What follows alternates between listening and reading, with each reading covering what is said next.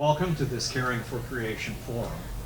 As many of you know, we in Caring for Creation take as our purpose to serve God through caring for God's creation.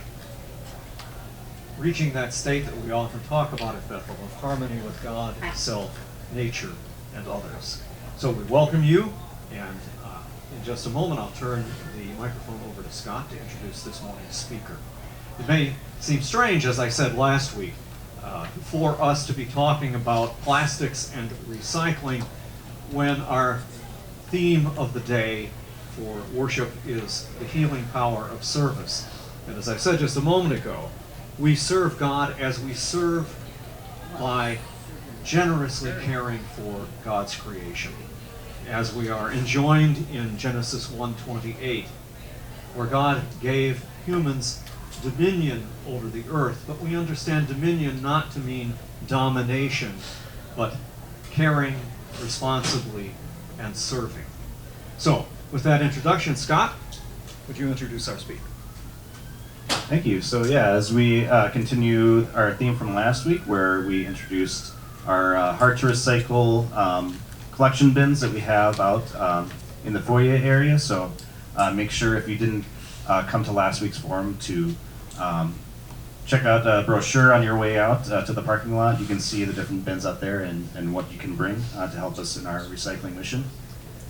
And today's speaker will focus on hard to recycle plastics and the pollution that it's causing and the health effects of that, and what you can do about it. So we're excited to welcome Gabrielle DeGale, who's an AmeriCorps member serving as Sustainability Coordinator with Milwaukee Riverkeeper.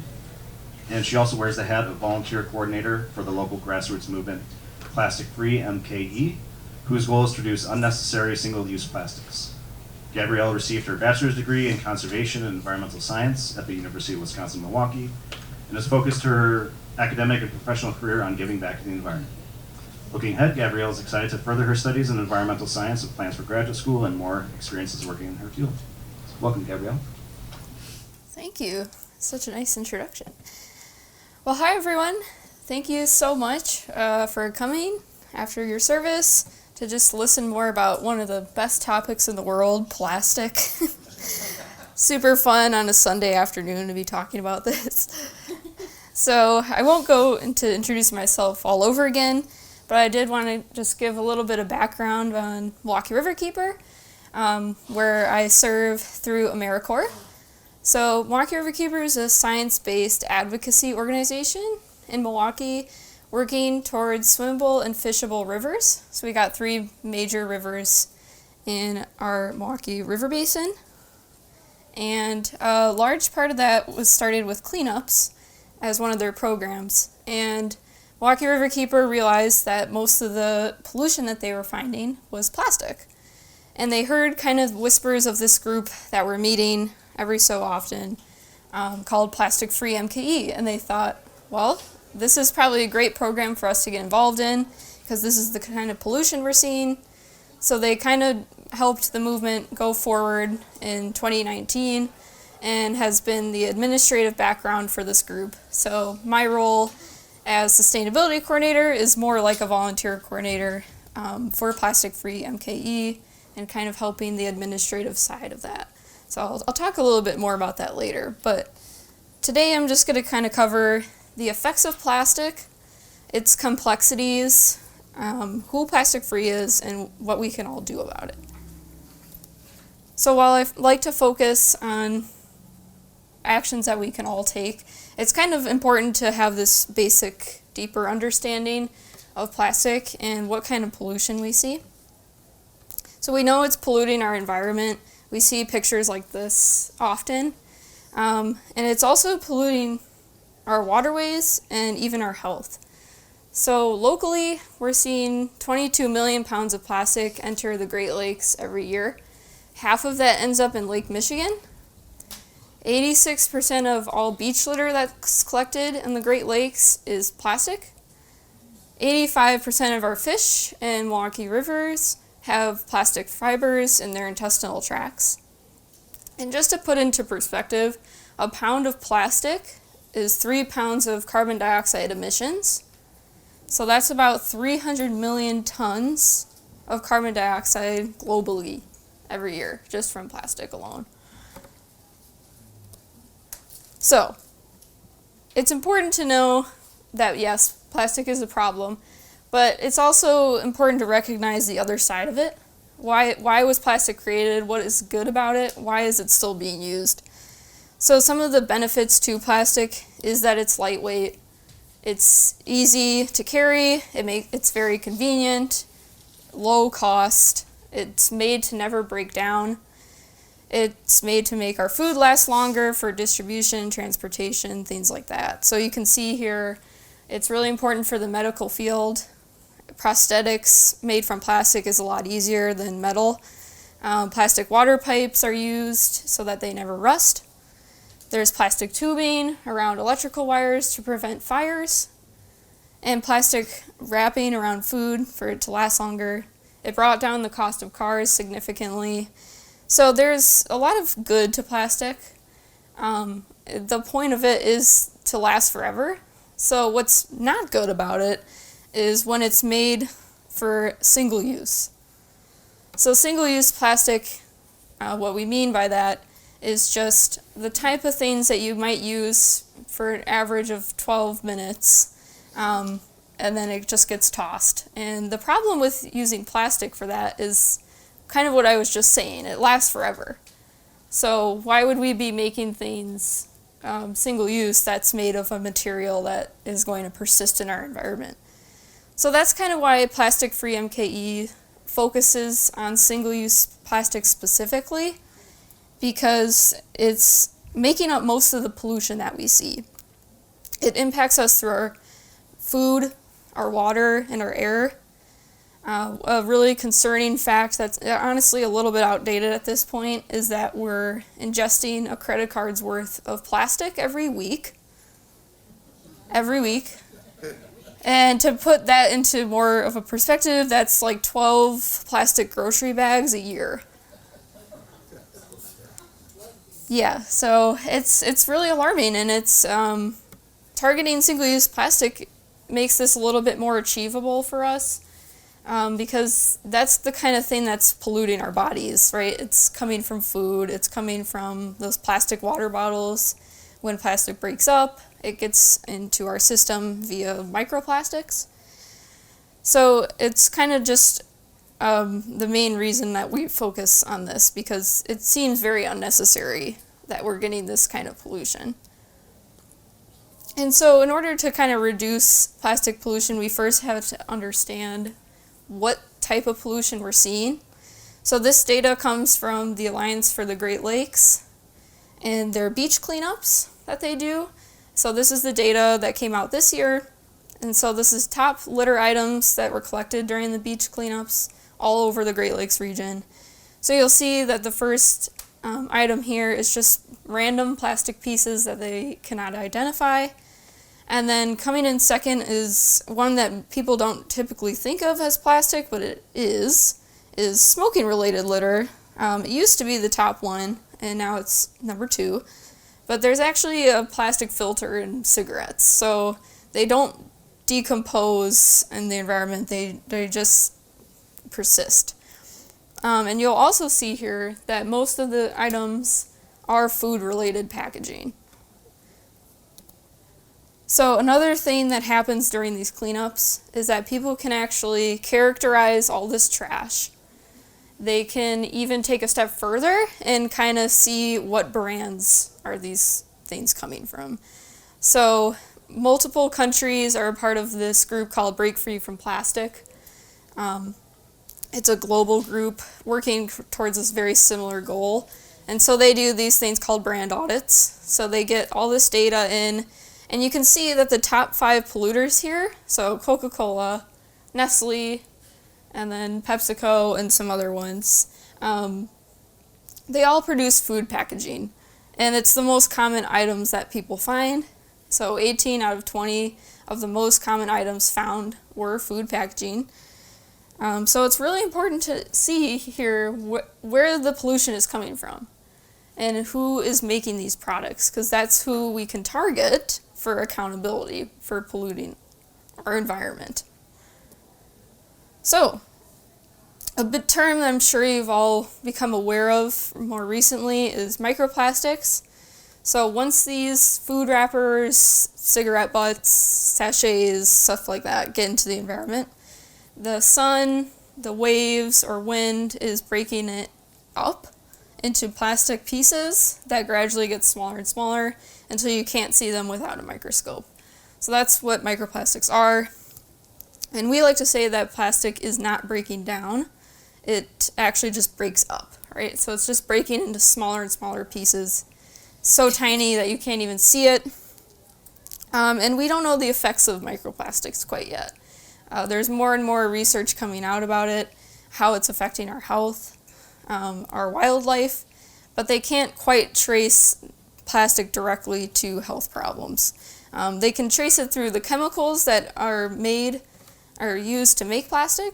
So you'll see that that's become a huge argument against plastic as well. So just to show you another perspective here, this is just an example of one of the many harmful chemicals that can come from plastic. So since it's made with over 6,000 different chemicals, when it breaks down into these microplastics, for example, this single-use plastic water bottle, it can actually be releasing methane when it's exposed to really high temperatures. And methane is another greenhouse gas, and it's 84 times more potent than carbon dioxide. So this is definitely a problem, right? The microplastics are there. It's leaching into the water. There's over 100,000 nanoplastics now that they have found in single-use water bottles specifically that we still don't really know the effects of, but they're starting to kind of link those chemicals to things like cancer, endocrine disruption, infertility, and more. So it's a very, very concerning topic. This is also another avenue for microplastics to get into our system. So this is a process called bioaccumulation. It's where a substance gradually accumulates over time as it goes up the food chain. So you'll kind of see here, there's these floating microplastics, the colorful little dots here. And say it's getting into bacteria, so then these macroinvertebrates or plankton are eating the microplastics. And say a fish comes along, eats about 6 of those, it's absorbing all of their microplastics. And then a much larger fish will come by, eat that fish, absorbing all of it. And then the last thing to eat is the human. So the human's absorbing all of these microplastics, getting the most amount of it. So this is just showing you another way that the plastic is harming us. So you can see this is an incredibly complex issue. It's really personal. It has a lot of different players in it, and people are very upset over these health facts that are coming out. So there's no easy fix to this. There's no one solution. Recycling, unfortunately, is not a good solution to plastic, and I'll get a little bit into that in a second here. So the following section here is just to kind of emphasize the difficulty of solving plastic issues and kind of destigmatizing plastic use and transferring the blame and accountability to the people making plastic rather than individual consumers. This is really important to understand. So plastic is hard to get rid of because it's part of an entire system. It's got a lot of different people involved. So we only have control of one of these steps, and that's consumers. So we can choose what we buy, and we can choose how we or how we toss it, pretty much. So what this is showing you, for example, this is an offshore drilling site that you would find in the ocean where they drill for oil. And they sell the oil to the plastic production facility, as you can see in the next one. So all plastic products in general is a petroleum product, if you didn't know that. So we got the fossil fuel industry selling its oil to plastic facilities. Then the plastic gets made, goes to and transports to where it's being sold, and then it goes through this really short process of getting bought and tossed. And then it goes through the waste industry, where it's maybe getting recycled or getting shipped to a different country, or it's getting dumped somewhere or burned. So what this is really trying to show you is just the different players here. So like I'm saying before, fossil fuels is something that is still used to make energy, but we're seeing more and more renewable energy coming more popular, which is amazing. But they have to have a plan B in mind. So their plan B is more plastic. Their plan B is to make more plastic. And they have a huge market for it. So they're going to keep going along and drilling oil to make more plastic. And you also have the chemical industries as well, selling all of their chemicals to the plastic production facilities to make more plastic. So those are two huge players, huge associations protecting those markets, and the market for specifically single-use plastics especially.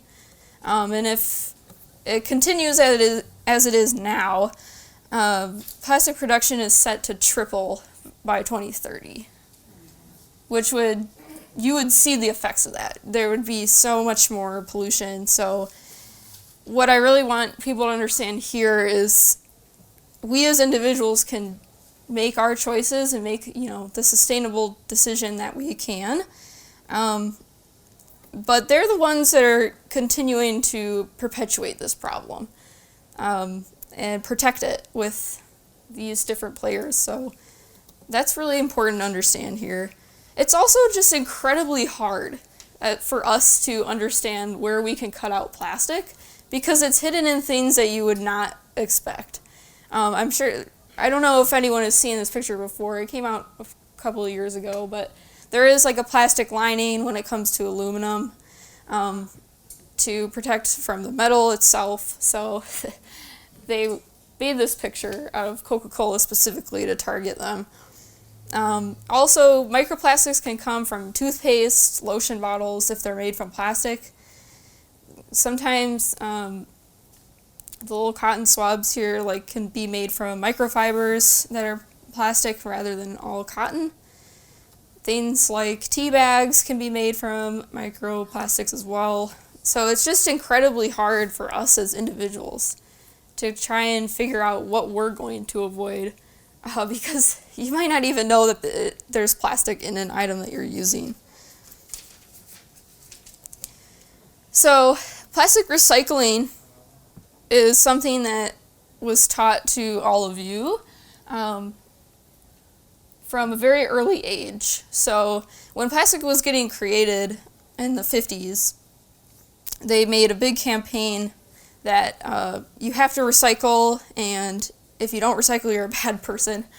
And they had commercials like that I've now seen that are just crazy to think about. So plastic recycling has always been confusing. It's not really the correct term, to be honest with you. So what I mean by that is when you recycle something, a plastic item, like say this water bottle here, it's not becoming a new water bottle. It's going to become something like clothing. So you'll see some clothing brands are, making something out of 100% recycled water bottles. So that's definitely a market. But so what I'm really trying to get here is that recycle is not the term to use with plastic. It's actually downcycle. So to recycle in such a way that the resulting item is of lower value than the original item. So yeah, you could see here the plastic bottle might become your new t-shirt made from polyester and things like that. And another avenue for it could be plastic lumber or plastic lining on stuff like park benches and things like that. And it's just inevitably kind of ending up in a landfill in some way, shape, or form. So it's really just important to understand this part too, and it's an unfortunate reality that only 9% of the world's plastic is recycled. And it can kind of change locally. You actually have a really great system here in Madison. I know you were able to talk with someone this year about that, and which is fantastic. But globally, we're not doing this well. And only about 2% of plastic is probably actually recycled.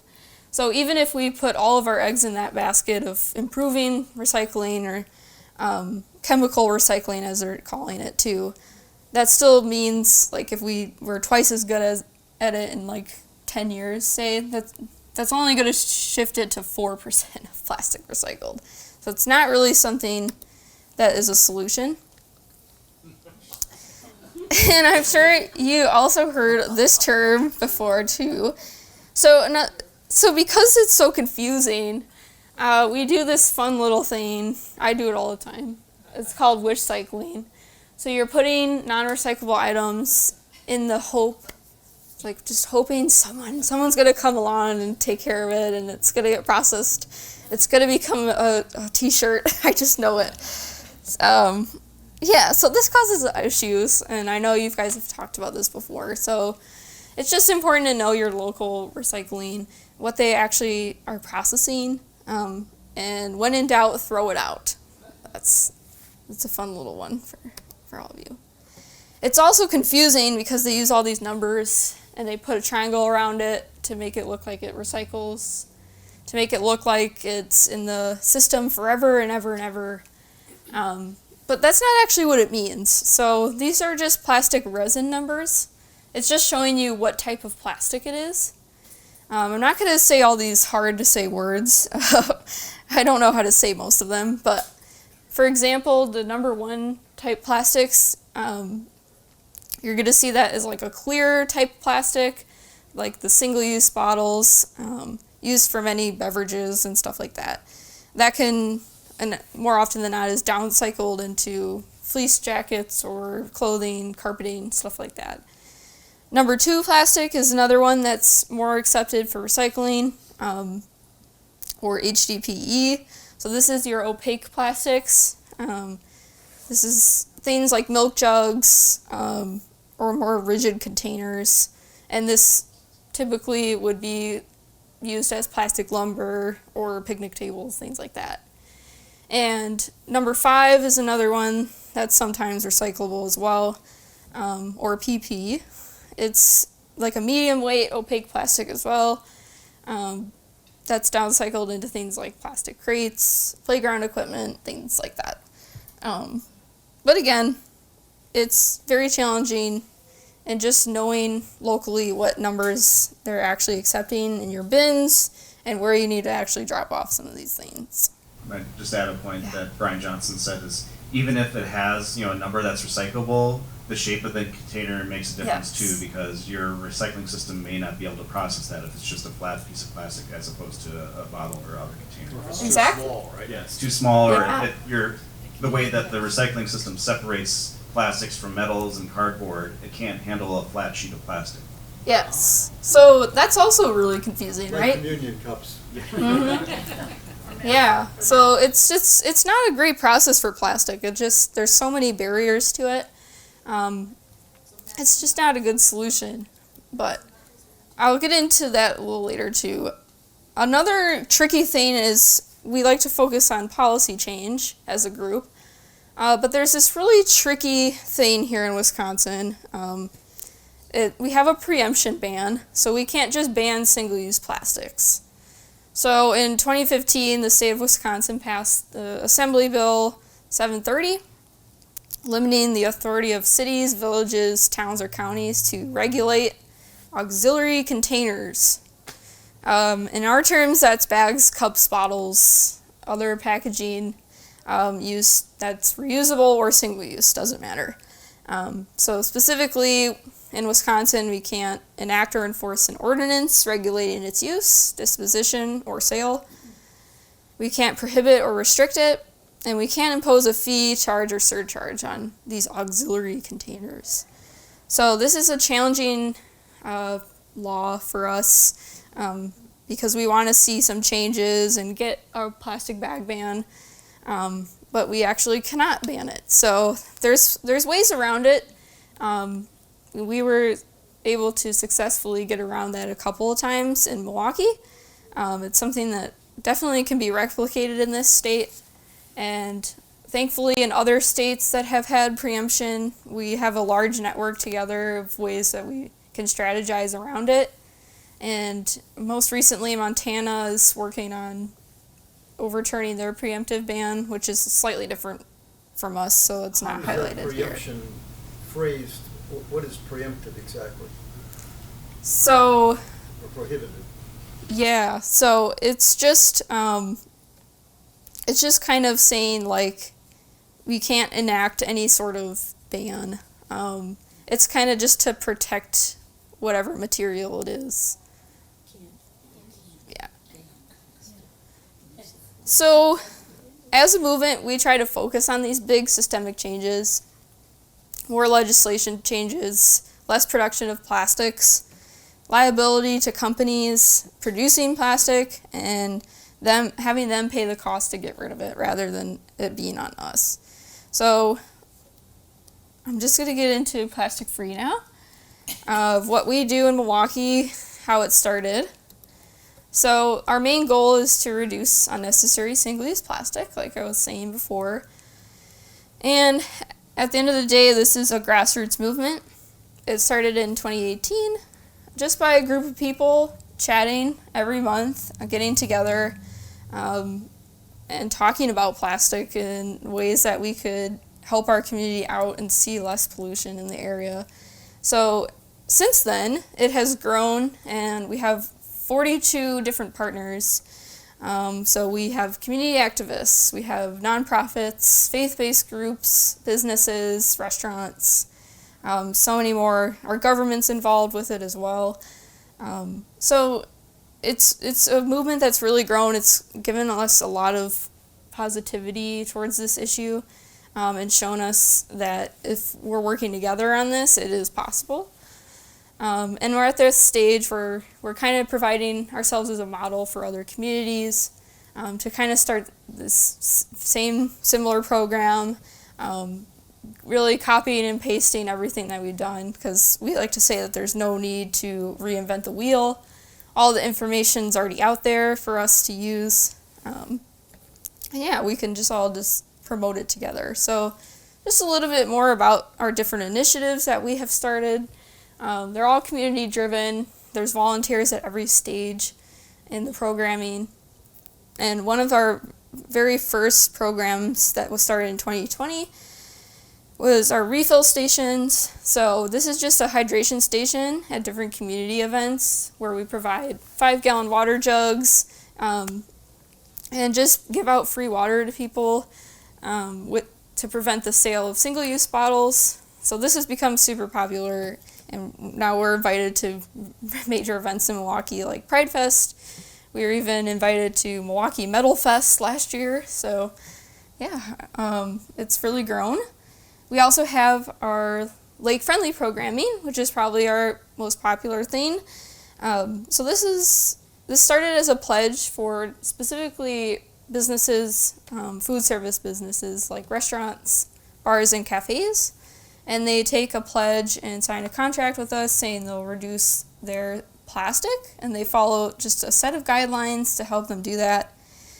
So we have over 30 businesses in Milwaukee that have committed to this, and we promote them in various ways.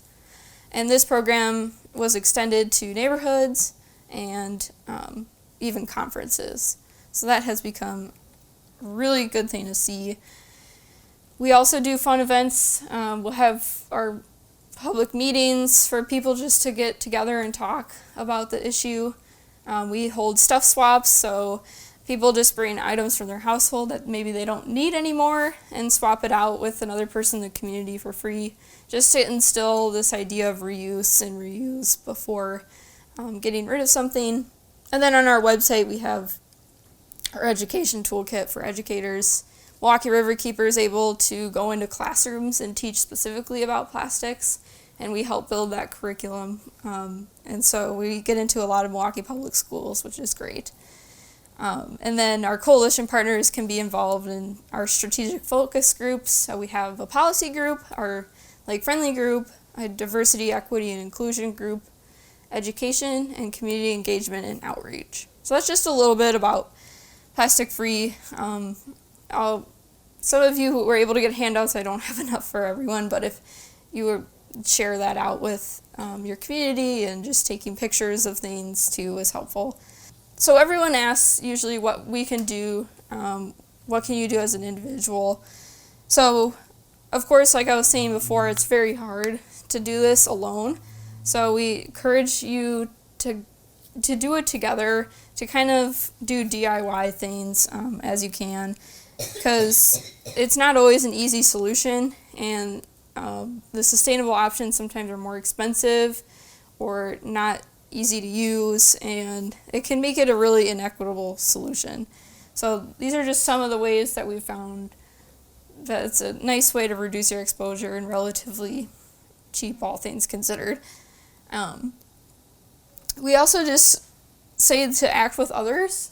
If you just start talking about this, it really helps to have a community, and it's really nice that you guys regularly do this. So yeah, this is at one of our meetings on the left here. The middle is my parents that I made table last year, and that is my mom and a plastic bag monster. One of our things we use out in the community. And then of course, it's good to talk with elected officials when you can. If you ever send a letter or anything, share it with others, because sometimes on issues we've heard, like, legislators will only hear from 2 to 3 constituents at a time. So if you elected official? no, it's not, but so if you were able to get 5 to 10 people to do that, they would notice, and they would pay attention to it. So that's a very focused thing that you can do, and there's sample language out there. This is just showing you too some of our local successes. So from our Lake Friendly program, these are our 30 businesses that you can find on our website. And we got around the preemption ban with a straw law ordinance. So it's because we claimed that straws don't contain anything, so they can't be counted as auxiliary containers. Yeah, it was pretty good. So what this really means is that in food service establishments, they're not allowed to automatically hand out a plastic straw. They can still have them on hand, and they need to for people with disabilities that require them. So it's only when a customer requests it. And we partnered with the health department on this, and they were very kind to make this graphic and share it out to businesses when they are getting health inspections and things like that. So working with the government and departments that are thinking forward is the key things that we've found to be successful. We also, I'll go back actually. We also worked with the Milwaukee County Parks to make specific language around, to another way to get around the ban was putting language in their vendor contracts. So every time someone on Milwaukee County property wants to vend or sell or anything, they have to make sure that they're not using styrofoam, and they cannot use a very long list of some of these single-use items. So they were able to get around that by creating language just in their vendor contracts. And so that county property reaches so far. It also includes our airport. So in the next 6 years, we're going to see no more single-use plastic at our airport because it's on county property. So it'll be very interesting to see when places have to renew their contracts, who stays, who leaves. Yeah, it's a very successful thing that's happened. So, for everyone here, it's just important to stay informed on some of these issues. You can join local groups. You already have a great group here talking about very important environmental issues. Looking up coalitions or nonprofits that are doing these type of things, even just like the cleanups in general, seeing what kind of stuff is out there is so good just to do together. It's just a good first step. There's loads of webinars, information sessions from various groups. Our YouTube has some of our older webinars on there. And it's just nice to kind of sign up for some of these newsletters, email lists. So these are two very big groups nationwide. So Beyond Plastics is a nonprofit that has a similar goal. And they actually have a former EPA administrator that founded it, Judith Inc. So she worked under the Obama administration. Great lady. Plastic Pollution Coalition's another nationwide group that also do very similar messaging. And then, of course, you already got a great talk from your local recycling facility. So really pay attention to those guidelines. See if you can take a tour of the facility. In Milwaukee, we were able to tour our mechanical recycling facility when it wasn't burned down. Yeah, unfortunately. But it's really good to see what works in there, how their machinery is running, what kind of plastic items are just not working in there. It's cool to see. So if you have that opportunity, I highly recommend that. And of course, I just want to point everyone to the resources that Plastic Free MKE already has. So if you're able to get one of the sheets, or if you want to take a picture here and just type in plasticfreemke.org, it'll show you all of our resources on our website.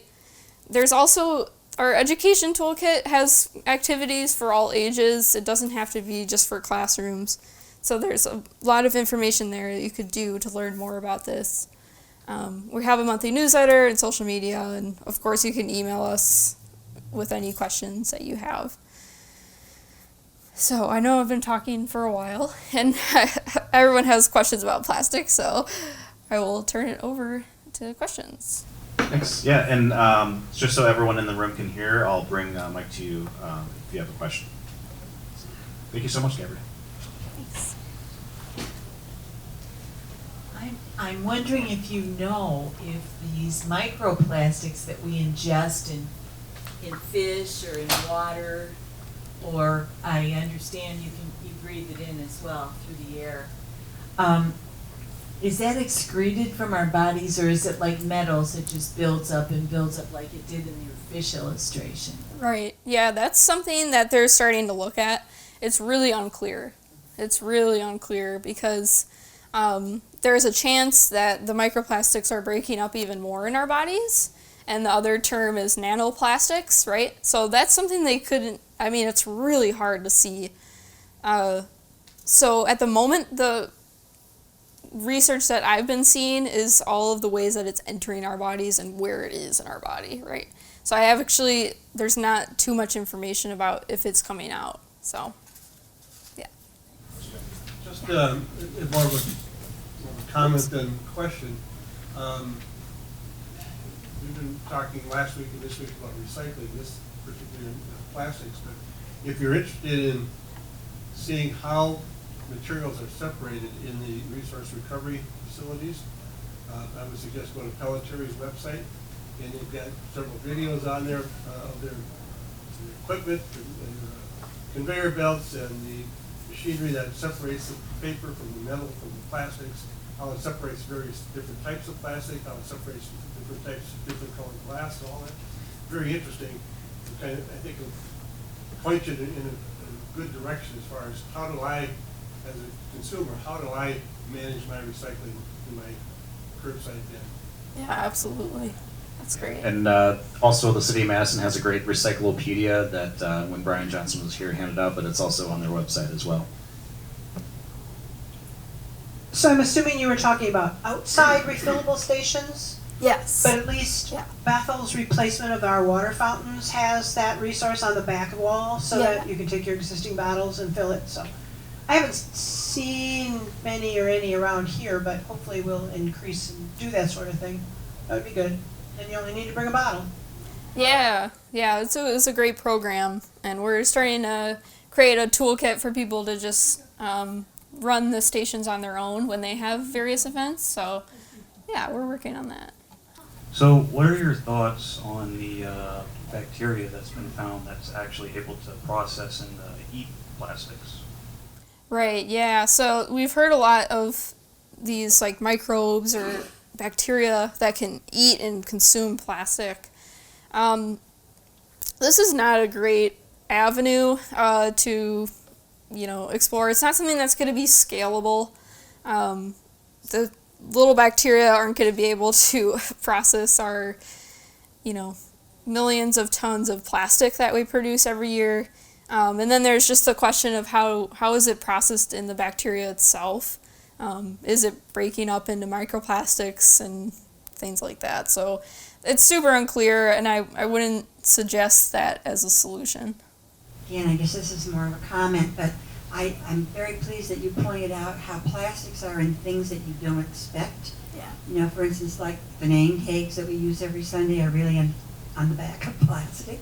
Mm-hmm. They're not paper, or different things are coated with plastic, and you think it's a paper cup, and it's really not. Mm-hmm. So I mean, it is very insidious. It hides everywhere. Yes. One of my hard ones to not use is like plastic wrap. That's not recyclable, is it? No, not really.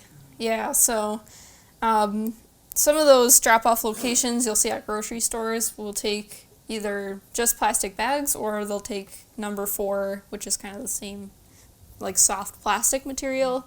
If it was not used, you could put it in there, but it's unlikely that they would accept that. Yeah.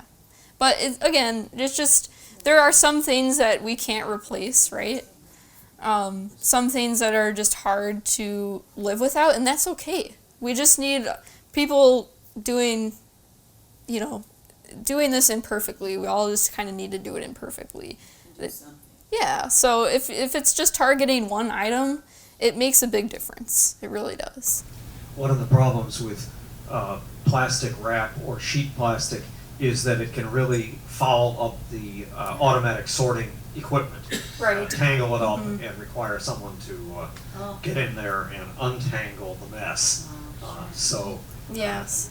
wish cycling that material in Yes. particular is a really bad idea. Yes. Very good point. One more comment, and that is that I think that sometimes we think if it's recyclable, it's okay to use, it's recyclable. And we sort of forget that it's still plastic, it's still here, it's just delaying using it one more time before it gets in the landfill. So, I mean, I've heard that so many times, well, it's recyclable, like, that means it's gonna go away. No, it's not. Yes. Yeah, and some brands and stuff will put that it's recyclable on there, but there's no like real instructions for what they mean by that. So, yeah, it can be very challenging to navigate by yourself. I just wanted to comment and say, now that we're doing this, when I went to the store, I think it was probably Willie Street, they had the tomatoes in cardboard. And that's the first time I've ever seen that. And I thought, boy, now that we're doing this, we can become more aware of seeing where you see things in cardboard rather than those plastic containers. So I was really excited about that. So thank you to this group for doing all of this. This is really good. Yes. Highlighting those little wins is so important. Yes. What gives you encouragement? Yeah. It's so many things. So many things. It's just really wonderful to be a part of a group that cares about it. Just be, like, even if you just look around at each other, like, all of you really care about this. And we have just found by talking to people in the community, we get, people come up to our table sometimes with white hot passion about a certain plastic item, and they may seem angry or something, but they're just kind of upset about plastic in general, right? And I think that's really important to see, is that everyone kind of doesn't like this stuff. We equally don't like it. So what's exciting for me is just seeing this collective group all concerned about this and all wanting to find solutions to it. And I think we're living in a time where technology improves so quickly and moves so fast that we are moving towards solutions that are better. We have many groups trying to work on reusable systems citywide. So they'll take a container program that you can actually have material, maybe it is still plastic, but it can be used 300 times rather than once, right? So I'm seeing things like that gives me a lot of encouragement. And yeah, just the community it's really cool to see. So yeah. I think there's a fundamental reality about the materials that go into plastic is that they're not unlimited either. And in some ways, we're using them up at a very fantastic pace. Really, we're using them, exhausting, depleting the deposits. I don't know if you've ever incorporated that into your pitch, if you will, that in fact these are precious resources. And I don't know if anybody, I've never heard that in the anti-plastics movement about it being a waste in a way of a irreplaceable resource. Yes, exactly. Well, and too, even you can trace that to it still being a petroleum product, right? Like, right. Oh, the oil is not going to be there forever, so it's not a renewable thing. So that's a really important way to frame it. Absolutely, yeah. Following that thought, Yeah. do you have a number for what percent of petroleum goes into plastic versus goes into fuels? I do not. Not off the top of my head. Okay. I mean, I think but that'd be a is- really interesting Yes. number, whether it's, is it 1%, 10%, Yeah. 50%, as much, just Right. could be really interesting to know. To Yes. scope that problem that David was In stating. fact, optimists in the fossil fuel industry say, well, even after renewables replace us on the fuel front, at least there'll be plastics. Yeah. So, Yes, it is their plan B. I think I might be quoting wrong, but I work for the Wisconsin Energy Institute on campus, and we look at biofuels that and other products to replace petroleum. And I believe it's 80% is fuels and 20% is chemicals, but then those chemicals go into lots of different things, including plastics. So we're looking at replacing that whole barrel. But in terms of the value of the fuels versus the chemicals, I think it's about half and half. So even though it's 20% of the barrel of oil that goes to chemicals, the actual value, because those products are much more valuable, is in those chemicals. I wonder about all the pharmacy bottles that we refill every single month. Prescription bottles that we refill every month. Are those recyclable, or are those things that we should just be taking and having to throw more pills in each one bottle every month? Yeah, those are probably not getting recycled. I'll tell you that. I know that that's kind of like the minimum size for plastic in general of what you can recycle. So that size, if it's anything smaller than that, it's not going to get processed in their machinery.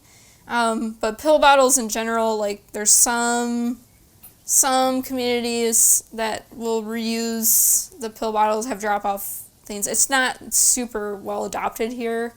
I know there's this really cool group that's doing refillable prescriptions called Cabinet Health. They're not here at all. They're like all along the coast, of course. But they actually have a program where it's glass jars that you can buy. They partnered with Target and other big companies where there's refillable pouches rather than for over-the-counter medicine at the moment. I'd just like to add that St. John's Lutheran Church in Reedsburg collects pill bottles, and we are looking into that, Caring for Creation. That was one of the thoughts we had when we were picking the 5 categories. We just don't know enough about it right now, but they ask their congregates to bring the plastic bottles back with the labels off, and we're thinking about it. Just stay tuned. Awesome. That was a shock to see that Wisconsin is, you can't, we're banned from. I've seen different things on TV where another country is going out and picking up the plastic and making something else out of it. But that's not the solution. We need to stop making it. Yeah. And don't we have some smart scientists who can figure out a way to make something else and not what we're doing right now? I mean, they were ingenious to begin with to make the plastic. Now can't we have laws that say you cannot make any more plastic unless you've got a way to recycle this correctly that won't hurt us anymore? Yeah. To us or the animals, the environment. Yeah. We should be smart, shouldn't we? The technology is certainly out there. There's other, a good term is regenerative materials. I can't really say that word, it's okay. Just using materials that are actually plant-based and do replenish itself in an okay amount of time. One that I've seen is seaweed, so they can make similar to-go food packaging items out of seaweed. It's just not scalable right now. It's just not something that's being advanced globally. Because of things I talked about today, you know, there's people protecting plastic production, different funders and investors involved. Is glass just that much more expensive? I wouldn't say that it's super expensive. It is more expensive than plastic for sure. Some of the things with glass is that it's going to be heavier. It's harder to wash. It takes a lot of energy and water to even make the glass too. So yeah, it's better because you can reuse it way more times. There's no microplastics in it. But yeah, so the resistance to that is going to be just the logistics of that system. But it was possible, right? It was possible before. It can be possible again. I mean, I think one of the sort of classic life cycle assessments was that Coca-Cola looked at glass bottles versus plastic, and they went with plastic because of that lightweight, and they felt that, we can recycle it. And there's, global market, there's, a global supply chain for petroleum and plastic, so it's a lot easier to handle and ultimately it does save energy and it saves CO2 emissions because it's more lightweight, but then there's all these other impacts that, we don't account for necessarily in that. Well, I just can't, but this is just one example. Could you please take the microphone? I'm sorry. I'm just going to give you one example of using glass. Like, I'm just canned tomatoes, and I use the same glass jars, ball jars that our great-grandparents used. So it's gone through 2 generations, actually, and I'm still using them. They still work fine. They seal. They're great. Yeah, exactly. They do last forever, pretty much. I mean, it takes a lot to break it down, unless you drop it, I guess. But yeah. I've been learning from Todd a little bit about upcycling versus downcycling. Yeah. Could you talk a little about that in terms of current recycling practices? Yeah, I mean, I would say, like, at a personal level of what upcycling means to me is just before you are getting rid of something, you can think about different ways that you could use it rather than tossing it in the waste stream or something. So we'll see this a lot we actually had one meeting focused around artists in our community that will take plastic and make it into an art piece that can tell a story and make an impact. So I would call that upcycling. I would call our stuff swaps upcycling because we're still using the same products and things like that. I was thinking more about what the recycling companies, like the companies that collect our recyclables, how they can sell it, and what the buyers of maybe 1, 2, and 5 or whatever they are able to sell, what they make out of that. Yeah, so again, I would still deem that as downcycling just because of the process of it, but I do understand what you mean. So places like that are collecting your plastic film or bottles or things like that, they can sell it to companies. There's a couple different ones that I know of that will take the materials and then use it to make the plastic lumber or park benches, or clothing, something like playground chips, stuff like that, playground material. So that is way, but I would still deem that as downcycling. Just Scott, maybe you could say a word or two about upcycling, because I know you've had a couple of seminars at the Wisconsin Energy Institute regarding that. Yeah, so I think what they consider sort of upcycling is more about what you might have referenced as chemical recycling. So rather than the sort of physical separation, you're taking these kind of disparate plastics, and within a plastic there's often multiple layers of different types of plastics, so they can be hard to recycle. But if you can find a chemical process to kind of break those back into their original form, and then develop something new from that that might be more valuable than the original type of plastic, then that could be considered upcycling. But it's not clear yet. That science is still fairly new, and it's not scaled to the point where there's a global network for that yet. But if I remember correctly, it's quite a large project. Yeah, there's DOE has a big. There's lots of. I think the U.S. has taken a very technology-centric approach into finding these new sorts of recycling processes to try to get at some of this. And Europe has been more on sort of banning single-use plastics, from the get-go, rather than finding these more technological solutions. I don't know if you had. yeah. Yeah, I guess a thing that we like to say is we want to turn off the tap on plastic pollution. And what that really means is if you had a sink or a tub that was broken or let's say it was just overflowing with water, you wouldn't start mopping up the water first, you would be turning off the tap first. So the thing that we want to focus on is just plastics, not being produced in general, the single use specifically, so that we don't have to go through these really intense technological processes that may or may not work. And unfortunately, those chemical recycling facilities too are being placed in really vulnerable communities. It's becoming a environmental justice issue that they're in communities that already suffer from more intense pollution than others.